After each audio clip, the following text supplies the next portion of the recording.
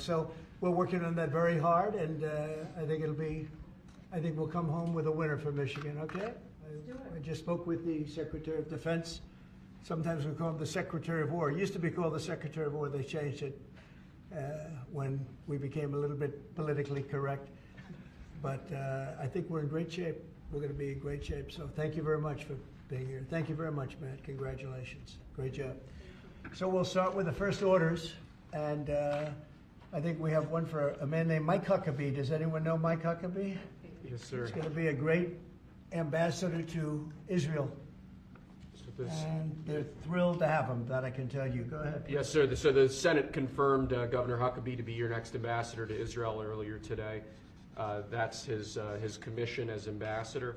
And then we also have a transmittal letter to the President of Israel requesting that he accept Ambassador Huckabee's credentials. He's going to be fantastic. He's going to bring home the bacon. And even though bacon isn't too big in Israel. That's just the third letter. I had to clear that up. Well said.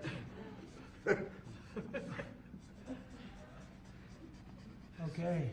Thank you, sir. Congratulations to Mike Huckabee. Next, sir, this is a big one. As you've consistently identified, restoring our maritime dominance as a nation is very important.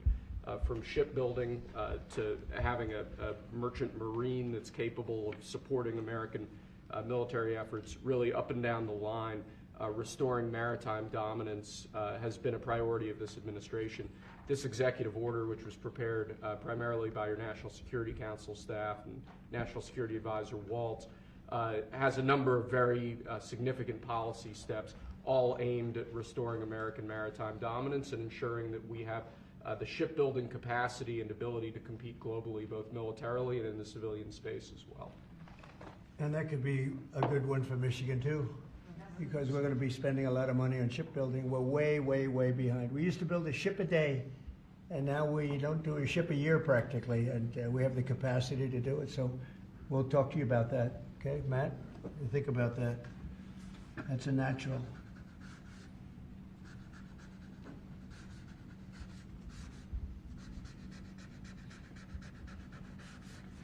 Okay, shipbuilding. That's a good one. Okay, thank you. Thank you, sir. The next executive order relates to defense procurement. Our current defense procurement process has been criticized by many folks on both sides of the aisle as being too slow to adapt to new and changing technologies, not delivering the sorts of weapons and systems that our warfighters need in order to compete on the battlefields of the future. So with this executive order, we're going to be modernizing the procurement structure that the Department of Defense uses to allow it to more quickly adapt to changing circumstances around the world. And we're also going to be launching a review of existing procurement programs to ensure that we're getting value for the money and to ensure that we're getting the best possible systems in the field. And which are currently horrible. I'll tell you, they're horrible. That process is ridiculous, what they do. They get the highest price and not even good-looking equipment, and we're changing it. We're going to change it to the best. So this is very, very important.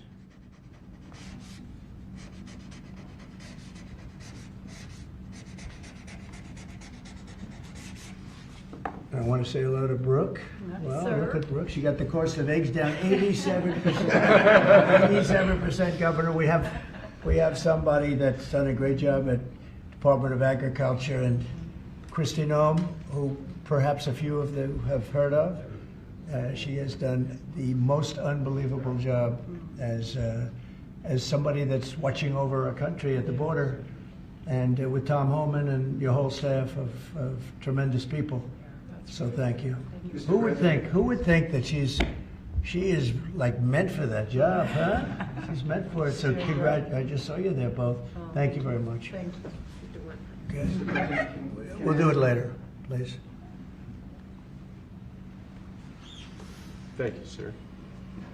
Lastly, in the defense space, one persistent issue that we've had in terms of the issue of foreign defense sales, that we're unable to provide weapon systems in a reliable, effective way to key allies of ours, and a key driver of that is inefficiencies and inconsistencies with the process by which we approve foreign military sales.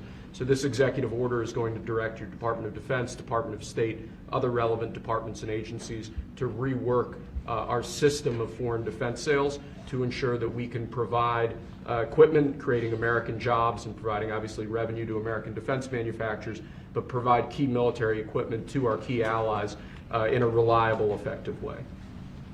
Okay, that's good. All very important.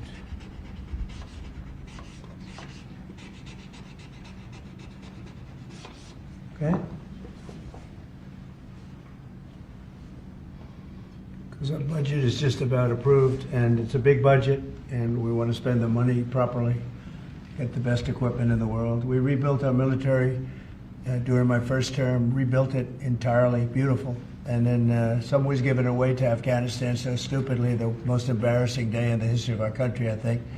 But it's still, we have to fix it up a little bit, and that's what we're going to do. We're going to do a good job of it, too. Thank you. Next up, sir, we have a series of executive orders and a memorandum all relating to deregulation, which has obviously been a major priority of your administration. The first of these is an executive order. The Biden administration launched what you've called a war on showers. They had certain regulations that basically killed the water pressure of showers and other water appliances. You can say it. Go ahead. What are the appliances? I mean, it's everything, sir. Sinks and toilets, dishwashers, toilets, sinks. But the shower heads are a huge There's no deal. water. You don't get water. It's ridiculous. So with this executive order, we're effectively going to be reversing that set of regulations to ensure that Americans have choice in the consumer market. If they want a low-flow shower head, they can buy one. If they want a real deal shower head, they should have the ability to get one. That's true. You buy a new house, you pay a lot of money, and the developers, you're not allowed to do anything more. They put restrictors on. They used to have a restrictor where you could take it out, but now they weld it in. And you take a shower or wash your hands, whatever you do, including dishwashers where no water comes out. But you wash your hands, and in my case, I like to take a nice shower to take care of my beautiful hair. I have to stand under the shower for 15 minutes till it gets wet. It comes out drip, drip, drip. It's ridiculous. And what you do is you end up washing your hands 5 times longer. So it's the same water. And we're going to open it up so that people can live, and we're going to hopefully have Congress approve it so it's memorialized. We're going to try and get all of these things, including straws, a little thing like straws. We did straws a month ago, where the paper straws were melting, they were dissolving, they weren't working well, and we went back to the plastic straws. We're going to get Congress to memorialize just about everything we've done here, because most of it's common sense. But the water is horrible. When you go into anytime you see a new faucet, you know it's going to be a long wash of the hands. And so we're changing. It's a big deal. I did it in the first administration. Biden came in his first week, and he had no idea what he was doing, but somebody told him to do it. In his first week, he put the restrictions on all the bathroom utilities. Even in areas that have so much water, they don't know what to do with it. You see those areas all the time with the flooding. So we're doing that, and we're going to get all of the things that you've seen. I think we set a record. We're up to almost 200 and 500 amendments. Nobody's ever done that many. We're going to get them approved by Congress so they're memorialized. And we look forward to doing that. Very important. And Congress is going to start working on it as soon as we get the big, beautiful deal done. The big, beautiful deal is important. The biggest tax cuts in the history of our country, that's important.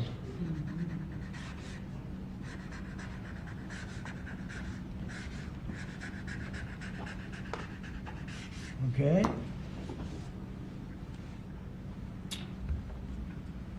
Okay, is that okay? Good. It's a 10. You think a good shower. We rate the signatures. That was a 10, that's why.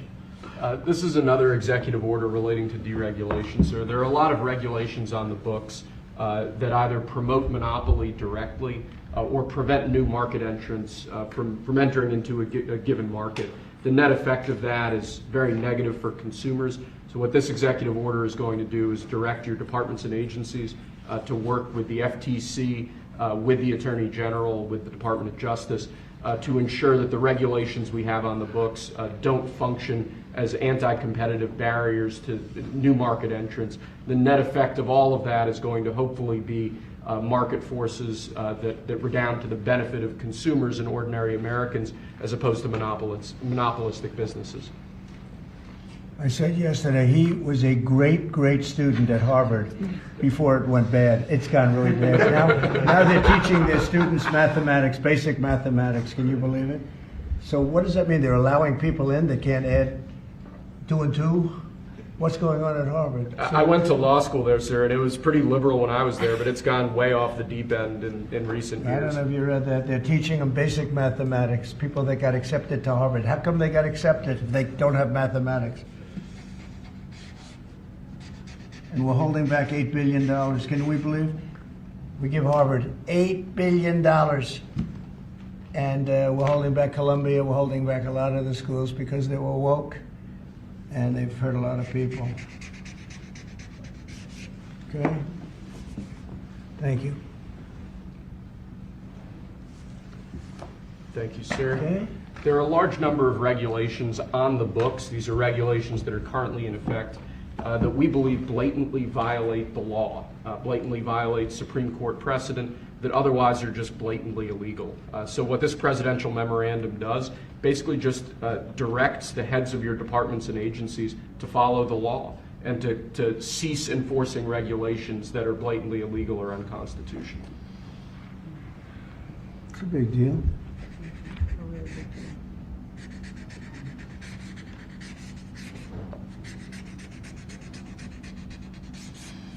It's really very important that we get these memorialized Yes, sir. in Congress. Very important for the long haul, right? Yes, sir. This is the last of our deregulatory EOs for the day. This is zero-based regulatory budgeting. The idea here is that over time, regulations accumulate on the books and in the Federal Register, and people aren't taking a close, detailed look at what's on the books and clearing them out as times change or as regulations become dated or ineffective. What this executive order is going to require is each of your departments and agencies to scrutinize on a continuing rolling basis all of the regulations they actually have on the books and sunset those that either no longer serve a purpose or the departments and agencies can't identify a specific reason for keeping them active. Okay.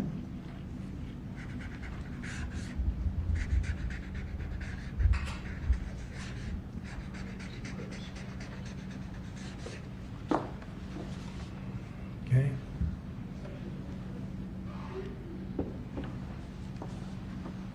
Thank you, sir. Sir, you've taken action against a number of law firms that have in one way or another been involved in the weaponization of government or actions of lawfare. One of those law firms is Sussman Godfrey, similar to what we've done previously with other law firms. This is an executive order that takes certain measures against Sussman Godfrey to ensure that they can't access government resources, government buildings, scrutinizing certain aspects of their practices as a law firm, given their previous activities.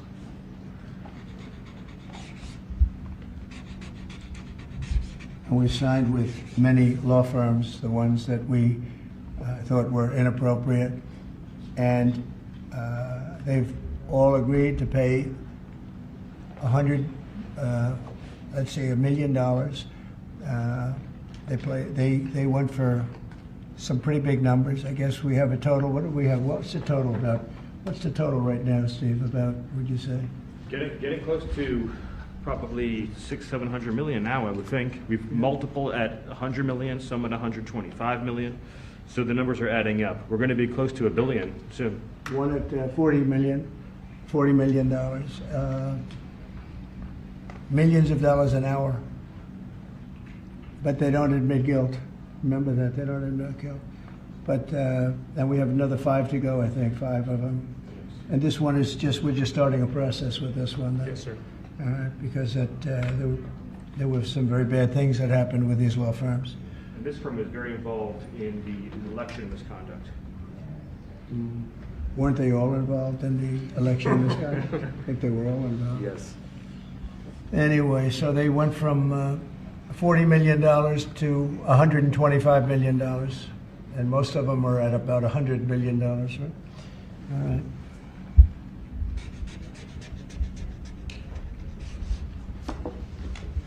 Thank you. Thank you, sir. The next presidential memorandum we have for you relates to Miles Taylor. You may recall that Miles Taylor served in the Department of Homeland Security during your previous administration. In his capacity with the Department of Homeland Security, he leaked classified information. He wrote a book under the pseudonym Anonymous, making outrageous claims both about your administration and about others in it. What this presidential memorandum is going to do, one, it's going to strip any active clearance that he has in light of his past activities involving classified information. It's also going to order the Department of Justice to investigate his activities to see what else might come up in that context, given his egregious behavior during your previous administration. And I had no idea who this guy was. I had no idea. I saw him on CNN, or one of them, I guess CNN, a lot. He'd be on all the time saying that the president is the president. I had no idea. It's like, you know, in this office you have a lot of young people, and they're here. I'll see him for 2 minutes, and I assume he was in the office, but I barely remember him. Barely remember him. It was somebody that went out and wrote a book and said all sorts of terrible things that were all lies, and it was like he was this gentleman or that gentleman, like I dealt with him all the time. I had no idea who this guy. I said, who the hell is Miles Taylor? And he made a living on going on CNN talking about the president. And I think what he did, he wrote a book Anonymous, said all sorts of lies, bad things. And I think it's like a traitor. It's like spying. He walks into the office. He's supposed to be sitting here. A lot of people, you know, I'll be here and there'll be 20 people standing in the room. There'll be oftentimes young people in the office. I assume he was one of them at least. But I didn't know anything about him. And he wrote a book, Anonymous, and I always thought it was terrible. And now we have a chance to find out whether or not it was terrible. But it was a work of fiction. Got a lot of publicity, got himself a nice job with CNN, or one of them. And I think we have to do something about it. You can't have that happen. If that happens to other presidents, it wouldn't be sustainable for other presidents. I seem to be able to sustain, but if that happened to other presidents, I mean, it's just unfair. And if it was a Democrat president, I'd say that's a terrible thing. A thing like that can happen. That's a terrible thing. And it's time to find out whether or not somebody can do that. Can they write a book about very confidential meetings, and, you know, because they happen to be one of a lot of people in a room, and they go out and write a book, and worse than that, call it anonymous, like it's a big deal, and everybody saying, who is it, who is it, who is it? Then it was found out who he was a long time later, and he got a lot of publicity off that one. He's like a promoter. But we're going to find out whether or not somebody's allowed to do that. I think it's a very important case, and I think he's guilty of treason, if you want to know the truth. But we'll find out. And I assume we're recommending this to the Department of Justice. Yes, sir.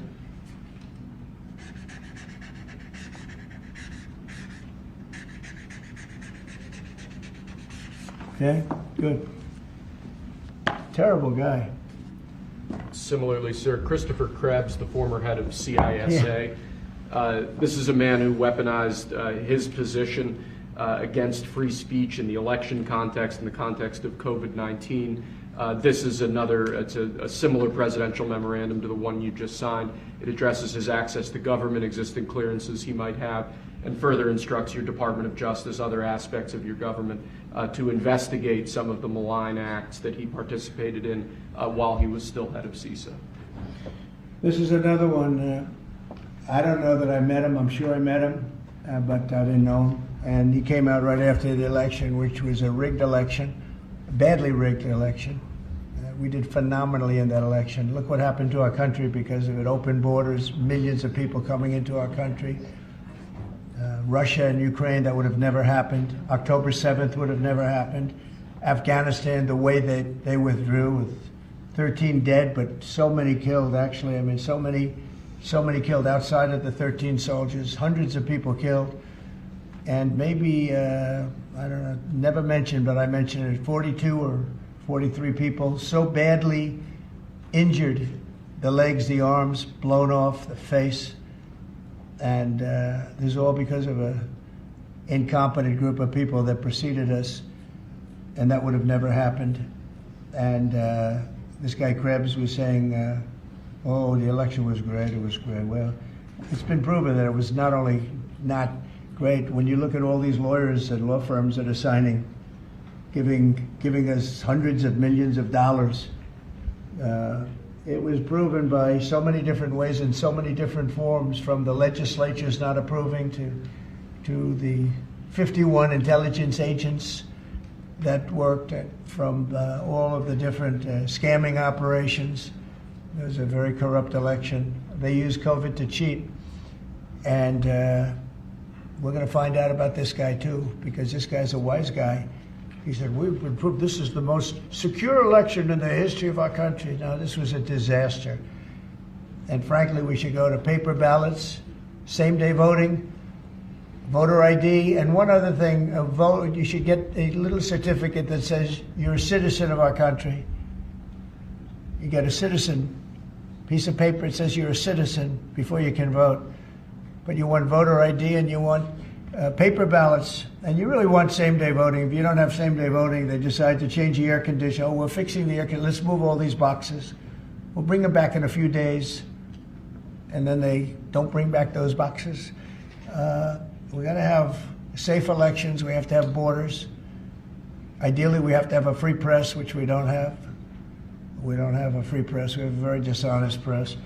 This is an honor. We're going to find out whether or not he was right. This was a disgraceful election, and this guy sat back saying, well, I'm a member, or like he's a Republican or something, and almost right from the beginning. And he's tried to make the case that this election was a safe election. I think he said, this is the safest election we've ever had. And yet, every day you read in the papers about more and more fraud that's discovered. He's the fraud. He's a disgrace. So we'll find out whether or not it was a safe election. And if it wasn't, he's got a big price to pay. And he's a bad guy. There's another one. I have no idea who he is. Krebs. I have no idea who he is. I'm sure he was in the room at some point, just like you're all in the room, but I have no idea who he was. So thank you very much. Those last two are very important, I think, for the country. Thank you, sir. And lastly, we just have 3 proclamations. These are the sorts of things that most presidents use an auto pen for. You obviously don't like using the auto pen much, if at all. The first of these is National Former Prisoner of War Recognition Day. This is one that you did in each of, I believe, each of the previous the years of your previous administration, recognizes former prisoners of war. More generally, this proclamation is written to acknowledge the great steps you've made both in this administration and your previous administration on behalf of veterans, homeless veterans, others who have suffered in that way, and basically stating that it's a priority of your administration to ensure that veterans and homeless veterans are cared for properly. Good. And you know what, they ought to find out who was using that auto pen, because whoever that person was, he or she was like the President of the United States, and I'm against auto pens. I think auto pens are not a good thing, especially when you're talking about documents like we're signing today. If he can't sign, then he can't be president. It's pretty simple. Let's see whether or not he could sign. But I think that should be tested. I really think that should be tested. It's another one. Mm-hmm. And you may think about it, because how can a man that, did he really know that when they gave all false information on the council, I mean, the whole unselect committee of political lunatics, they destroyed all the information. You can't get any information. They went for like a year and a half, almost 2 years, screaming and ranting and raving. Democrats plus 2 worse than Democrats. You had Cheney, Liz Cheney, and crying Adam Kinzinger, crying Adam. Every time I looked at him, he was crying. The guy was a crier. But you can't do that. You just can't do that. So we're going to find out a lot. I think we're going to find out a lot. These last 3 or 4 have been very They've been very, very interesting. We'll see what happens. Sir. But I don't think a president should be allowed to use an auto pen when they're signing very, important legislation. I think a president should sign it, not use an auto pen. And we're going to find out whether or not he knew what the hell he was doing. I'm sure at this point he'll say, I signed it. They'll tell him what to say. But to give pardons to people that destroyed all the information. If you destroyed information on a civil case, just a civil case, not a criminal case, a civil case, they put you in jail for that. And they found out that Pelosi was the one that was in charge of the security of the Capitol, and she knew all about it, and she admitted her guilt to her daughter, who was a movie documentary person. I'm sure her daughter's not too happy about that. I'm sure Crazy Nancy's not too happy. But we found out all the things, everything. And we go for the information. Sir, we've destroyed all of that information. If I haven't destroyed it, I wouldn't be sitting here right now. I guarantee you that. I'd be sitting someplace else. So I think it's something that we should really look at, because that's so important. The whole concept of an auto pen, because whoever's, auto pens are run by somebody. Whoever ran the auto pen was president of the United States. And I would be willing to bet that Biden didn't know, probably didn't know anything about any of it. Very dangerous, very dangerous. So you're going to check that out, right? Yes, please? sir. We're working on it right now, sir. This is just another proclamation, sir, declaring National Crime Victims' Rights Week. You've obviously made it a major priority of your administration to track down and at times deport criminals who have committed violence on our streets, who have victimized so many people. This is an annual proclamation that hopefully gets Americans to remember that when crimes occur, there are real victims, there are real people who are affected, and there are people who suffer as a result. Okay, it's very important. Thank you. I just want to add, so we're working very hard with Democrats, the governor, with Matt Hall, with a lot of transportation, Sean, and all of the people trying to keep Selfridge Air Force Base open, strong, thriving, and I think we're going to be successful, Governor. I think we'll be very successful at that. We've gotten some good feedback from Pete Hegseth and Department of Defense, and they're talking about F-16s, they're talking about F-35s, et cetera. That it's a great piece of property, it's a great location, and it's a great state. So I think we're going to come back with a very good answer. We're also working on a certain fish that's taken over a beautiful lake called Michigan, right? And that's a tough one. That's a tough one. It's very. Do you want to just talk about that? Sure, Mr. President. Yeah. First of all, I want to thank you for caring so much about Michigan. We've been working a long time. We couldn't get Joe Biden to do anything about either one of these issues, particularly Selfridge Air Force Base. It'll be critical to Michigan's economy and our security when you're able to deliver us another mission there. But on the Asian carp, for years, when Obama was there, we could never get anyone to do anything about this invasive species that's going to destroy our Great Lakes. You know how important recreational fishing and so much of that is to our state. Because of your work, we're hopeful that we'll get a solution there and we'll get that barrier built so we can protect our Great Lakes. So thank you, Mr. President. And they're very powerful fish. I mean, I see them, they jump out of the water, they jump at the fishermen. I mean, I've never seen anything like it. And has this gotten into any of the other lakes yet? Because you would think it would be pretty easy because they're all sort of connected. Hey, Governor? It's why we're working so hard to make sure that, we work with the Army Corps and erect a barrier so that the Asian carp can't get into Lake Michigan. It'll devastate the ecosystem, the economy, tourism, Sure. And it's 20% of the world's fresh water is in the Great Lakes, Mr. President, which is why it's so important that as a nation we protect the You better pristine stop it waters. now. Yep. And, all of a sudden, I assume the lakes are all interconnected, right? Yeah. So at some point, they're going to be in the other lakes. And so we're going to work hard on that. I spoke with the Army Corps of Engineers, and they have a method. It's a pretty gruesome method, but it's a method. And I think they know what to do. So we're going to work on that very hard. And thank you, Governor, very much. Sort of a bipartisan thing when you get right down to it. Yep. It's a very expensive thing, actually. It costs a lot. I looked at the numbers. I said, well, but we have to save Lake Michigan because these fish, they eat everything in the way, including the other fish. They eat everything. Are people endangered by the fish at all? I think it's, I mean, they're going to eat all the fish there. We won't be able to fish anymore, and that's a big deal in Lake Michigan. There's a lot of fishing, recreation, so it's going to be a problem there. But you're right, it's bipartisan, sir, but you're the one taking action on these issues. We couldn't get Biden to do it on Selfridge. This thing has been delayed for, 15 years where we were trying to do it. It started under Obama where we were trying to do it. He wouldn't do anything about it. So we appreciate you paying so much attention to this and taking action. Well, sir. I would. And the governor, in all fairness, called me about it. I had seen it, and she called me, and John James called me. And, we spoke with your office, and it's, I want to put that down. Really is bipartisan. It's great to see it, actually. It's great to see that. And that includes Selfridge, too. Mm-hmm. And we're going to get it done, and we'll all stand there together and cut a ribbon, okay? Gretchen, good. That's good. Thank you very much. I'm glad you brought it up, and I'm glad you brought it up, Matt. Appreciate it. And I know you two get along pretty well, right? Yeah. About 70% of the time. I think you do. All right, good. We'll have something to celebrate pretty soon. So pretty sure about that. Okay. Thank you, Gretchen, very much.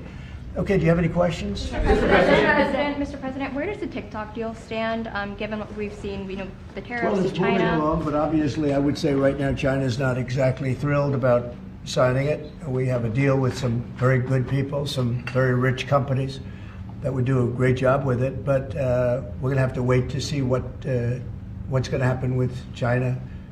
So, Mr. President, still on the table? no, it's on the table very much. I think China's going to want to do it, actually. Mr. President, can you explain more of what you believe is the end game with China? Are you waiting for President Xi to blink? How do you think this is all going to be resolved? Look, for years we've been ripped off and taken advantage of by China and others, in all fairness, but by China, that's the big one. And it's just one of those things. We're making $2 billion a day right now, this country. $2 billion a day with tariffs. And they were making $2 billion a day. We'll be making more. Now when you see what happened today, I don't know if it's still there. I looked an hour ago, but we were up like close to 3,000 points. Nobody's ever seen a day like that. I think that's a record, isn't it, fellas? Definitely. Is that a record? Who would have thought we were going to have a record like that after watching? But because the geniuses of the world, they get it. Our country's very strong. We were left a very, very weakened country, both economically, financially, because of all of the tariffs and all of the other companies just raiding us and ripping us off. And also at the border where 21 million people were allowed to come in. Many of those people were criminals. And but the people that do this for a living, and some of them are very smart and some of them aren't smart at all. But these guys are very smart, and my group is very smart. My whole group is smart.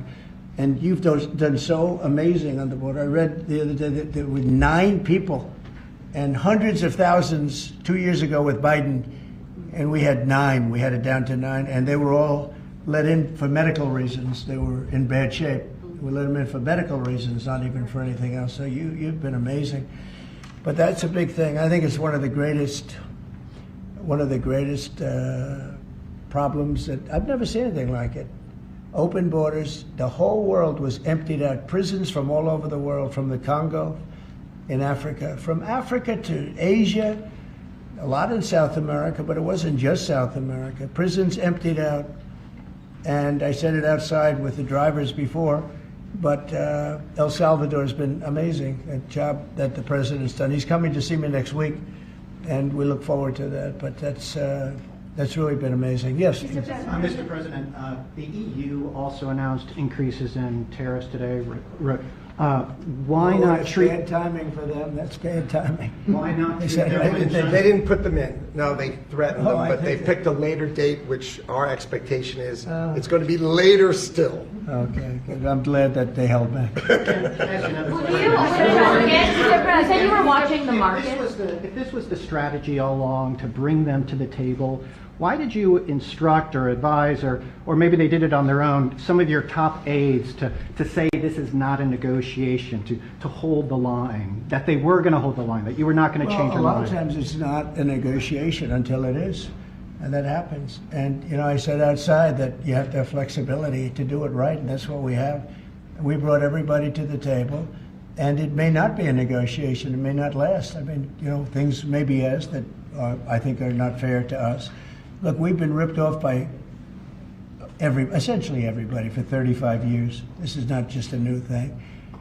And Roger Penske just left. He's a great gentleman, great man, actually. And he said no other president would have had the guts to do this. And I believe that's right. They wouldn't have done it. They should have done this a long time ago. A long time ago they should have done it. I started it with China. I took in hundreds of billions of dollars in tariffs and taxes from China in my first term. And we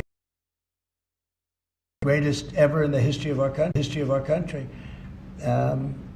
But it had to be done. It's something that had to be done. Mr. President, thank you so much. Which countries will be negotiating first? Do you have any criteria? Because, for example, Brazil and the UK, they do not have deficits with the US. They have a surplus. They do not have a surplus. They have deficits with the US. So what is the criteria? And also, would you consider talking or meeting with Xi Jinping? Oh, sure. He's a friend of mine. I mean, I like him. President Xi, I like him. I respect him. But they haven't treated our country right. Sure, I'd meet with him. On the other countries, we have Japan is here, and South Korea is here, and others are here, and we're trying to see them. It's from what I hear, it's much more than 75. I said 75 plus. So many. It's everybody wants to make a deal, actually, and you know we want to do what's right for our country. We also want to do what's right for the world. The world is important. I mean, you know, it's the world, right? And I think we're going to make a lot of people very happy. And I think investing in the United States of America will be the greatest investment that anybody's ever made. Mr. President, can we still expect to see the sectoral tariffs, so the pharmaceuticals, steel? Is that something you're still considering moving forward Yeah, with? well, I will be, because we want them coming back. You know, we realized during COVID that we don't make our drugs and our pharmaceuticals in this country. So I realized that. And it was a big realization. We had to go to China to get drugs. We had to go to other places. I won't even mention the names, but we had to go to other places. We don't make it. And that's because we let them leave. And now if they want to come back, we're going to put tariffs on the pharmaceutical companies, and they're going to all want to come back. They're going to come back. I'm not going to pay them any money like Biden with the chip deal. That chip deal was horrible. They give billions and billions of dollars to chip companies. All they have is money. They have so much money. And they give billions of dollars, and they're just going to keep the money. They're not going to spend it. And the only thing that's going to bring them back is you say, we have a barrier. You have to pay 50% or 100% or 200%. And if they have to pay that, they're going to say, we're not going to pay that. We're going to build here. And that's what happened. We're the biggest, most prestigious chip company in the world, spending $200 to $300 billion. Think of that, $1 billion to build essentially one massive plant. It'll be one of the largest plants in the world, and we're going to get them very quickly. We're going to get them energy. We're going to get them the electricity they need and the energy that they need, and it'll be approved by Lee Zeldin, a total professional, and it'll be approved very quickly, and they'll get their zoning very quickly. They'll have everything done in a matter of months. Thank you, sir. You've procured a record amount of private sector investments since your election, $7 trillion. You talked about the importance of all that. Can you talk about how these investments will have a positive impact on families who felt like the previous economy left them behind, and why your executive orders on coal yesterday is so important given the amount of manufacturing that you're ushering back in? Good, thank you. And which is correct. We have, I would say, more than $7 trillion now, right, of investment coming in. Apple is coming in for $500 billion alone. We have other companies coming in with massive numbers. We have car companies that are coming in. No, we've never seen anything like it. Maybe in the 1940s or 50s or something, but we've never seen anything like it. They had 3 plants canceled in Mexico. Not that we want to hurt Mexico, but we're for us. And that's what my job is. It's not to take care of other countries, but I want to I want to help other countries as much as I can, but we have to take care of America first, and it's about America first. So we have many, many companies coming in that would have never come in if we didn't win the election and then put the tariffs on. And they're coming in because when they build in the United States, there are no tariffs. You don't have to pay any tariffs. So instead of paying 30, 40, 50% or 25%, but it could go a lot higher in some of the industries. So we have steel mills right now that are raging. The steel industry was gone. If I didn't put the tariffs on steel, because China was dumping massive amounts of steel in my first term, and I put tariffs on it, I saved the steel industry, but now it's going to thrive, maybe like never before. I mean, if you go back to U.S. Steel from 90 years ago, it was incredible. It was the #1 company in the world for a long time. That's why we don't want to see it go to Japan. And we love Japan, but U.S. Steel was a very special company. We don't want it to go to Japan or any other place. So we're working with them, and I don't know if they need any money now. I'll be honest with you, they hit gold. They hit gold because if you look at it, they have such orders for steel now. It's incredible. What's going on in our country is incredible with respect to plants. So we lost 90,000 plants and factories from the beginning of NAFTA, the worst trade deal ever made in the history of this world, but certainly in the history of trade. There's never been a worse trade deal. We were able to cancel that. We had to get approval from Congress. It was like a disastrous curse because you had to go to Congress to get it terminated. You couldn't just terminate it because it was a bad deal. And you had people in Congress that didn't want to do it because they had other reasons, maybe bad reasons. They're mostly not there anymore, those people. But it's amazing what's happened. I appreciate that question because it's incredible. I don't think we've ever seen anything like it. $7 trillion, and it's much more than that because, these are places that we know.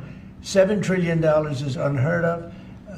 I never looked at the Biden numbers, but you could go a whole year and it was peanuts. Everybody was leaving. They weren't coming in, they were leaving, and that means jobs are leaving. And so we're not playing games. We're going to make this country greater than ever before. Thank you for that question. Mr. President, it seems that John has made some... Let her just do that. Oh, yeah, absolutely. Okay. Thanks. For the past few days, we've heard from this administration no pause. Was this idea of doing a pause, did that just come about this morning? Can you tell us exactly what came into consideration for you and your advisors? For a period of time, I wouldn't say this morning. Over the last few days, I've been thinking about it. I've been dealing with Scott, with Howard, with some other people that are very professional. And I think it probably came together early this morning, fairly early this morning. Just wrote it up. We didn't have the use of, we didn't have access to lawyers, or we just wrote it up from our hearts, right? It was written from the heart. And I think it was well written too, but it was written from the heart. It was written as something that I think was very positive for the world and for us. And we don't want to hurt countries that don't need to be hurt. And they all want to negotiate. The only problem is, you can only do so many at one time. We want to do it right. We want to get it right.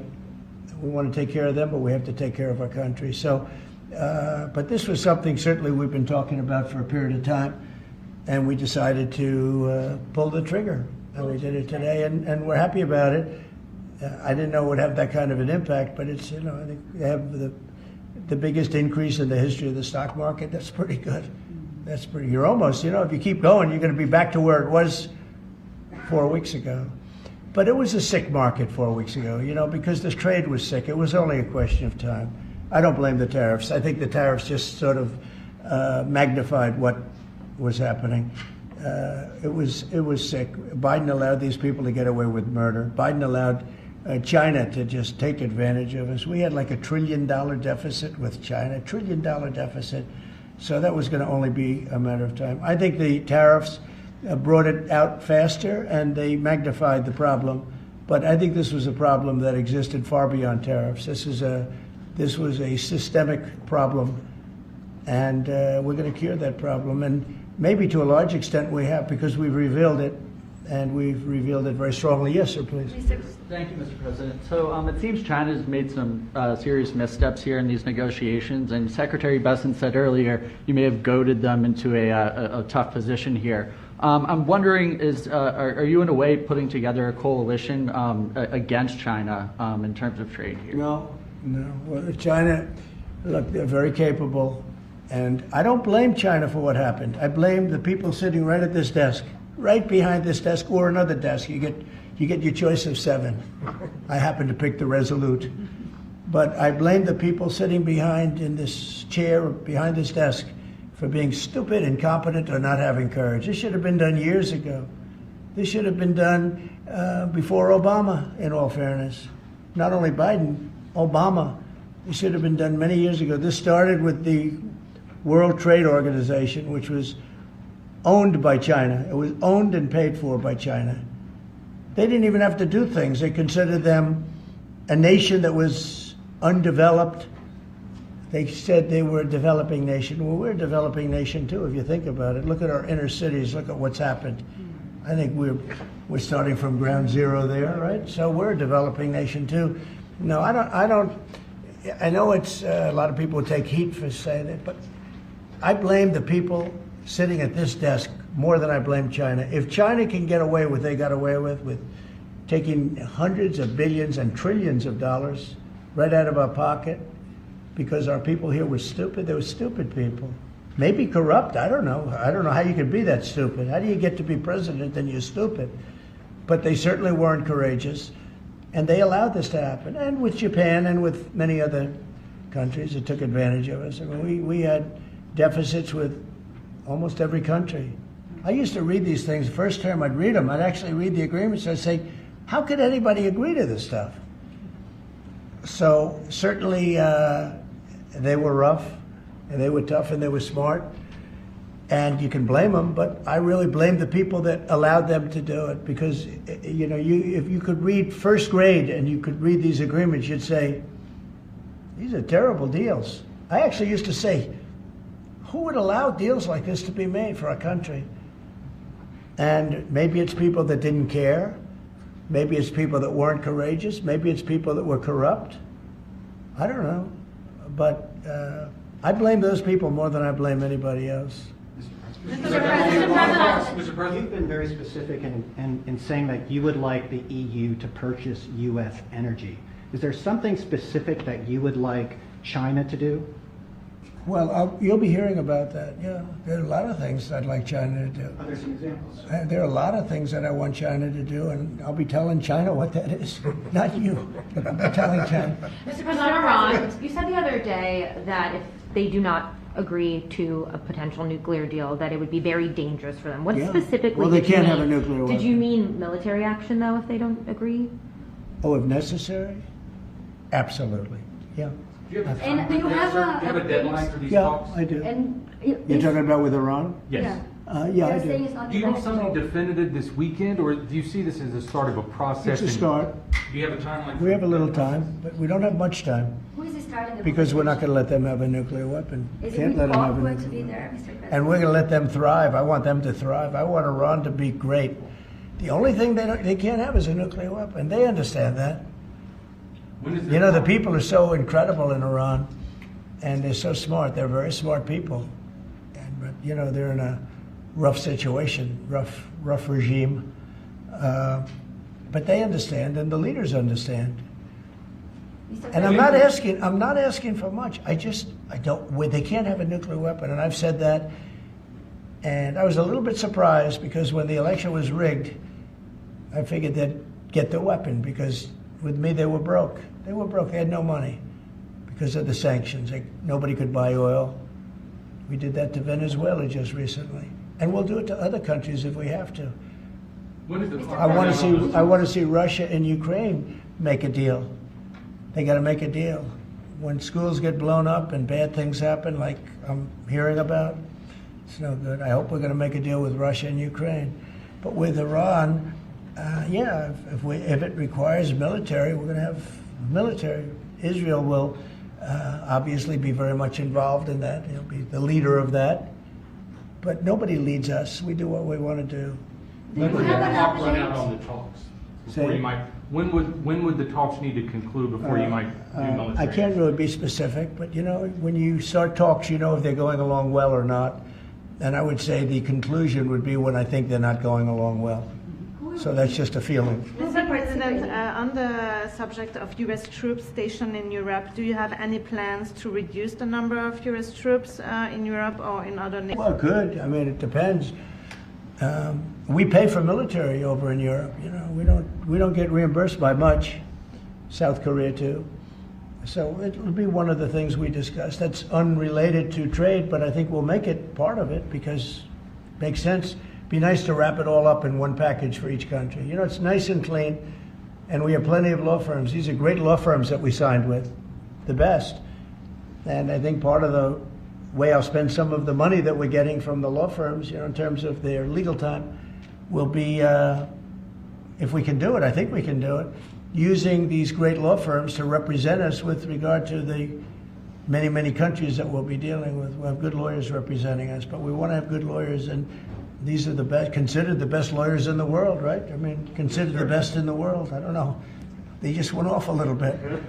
Mr. President, two questions. On Iran, do you have an update on who will be participating or conducting these conversations? Will Witkoff be there on Saturday for these direct talks? And on China, some economists are saying that right now is technically embargo on China with 125% tariffs. Are you concerned of escalation beyond the trade war with China? No, I'm not concerned. I think President Xi is a very smart guy, and I think we'll end up making a very good deal for both. But, you know, we've been treated so badly for so many years. Again, we allowed that to happen.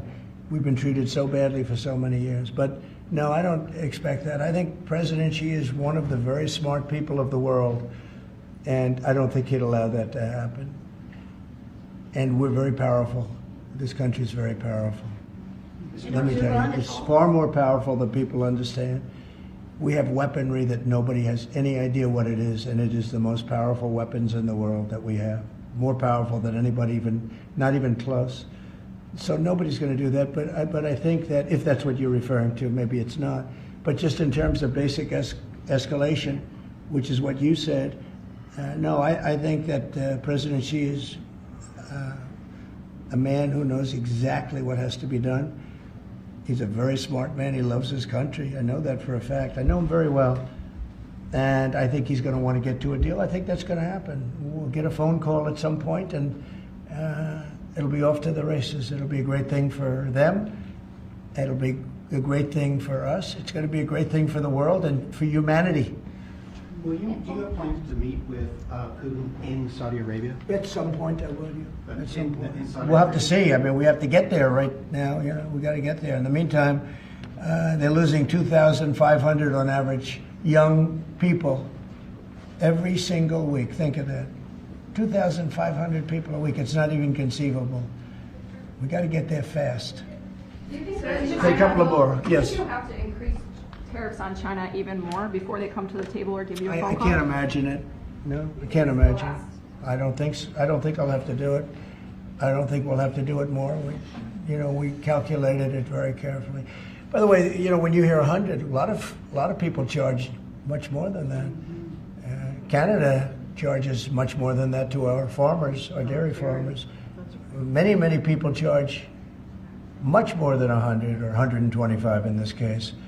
But I don't, you know, it's still a significant number. I don't see that again. On the investigations. Yeah, please. Yeah, Mr. President. So do you think some of your tariff critics would prefer, you know, to see the United States go through turmoil than to actually see it succeed just because they are your policies? You mean just leave the tariffs the way they are now and just relax, right? Some people have said that. Look, again, we're making, it'll be soon, much more than $2 billion a day. That's not the worst thing that I've ever heard. So yeah, some people say that. But, you know, we look at the other side too. I think as the United States, we have an obligation to look also at the other side. We want what's good for everyone. I mean, it's America first, but we also want to make sure there's a world that can live and live happily and all of that. And so, you know, this is the way I look. No, but there are people that say, look, where we are now, I've been in worse positions in my life than making $2 billion a day plus, right? It's really plus. Thank you very much, everybody. Thank you, press. Thank you, press. Head it out. Thank you. Thank you very much. Thanks, guys. Markets are what? Head it out. Or the markets are what really changed your mind when it came to kind The of markets talk on right these now tariffs? are extremely good. Thank you. before that? Thank you. Thank you. Thank you, press. Thank you. Head it out. Thanks, guys. Here, this way.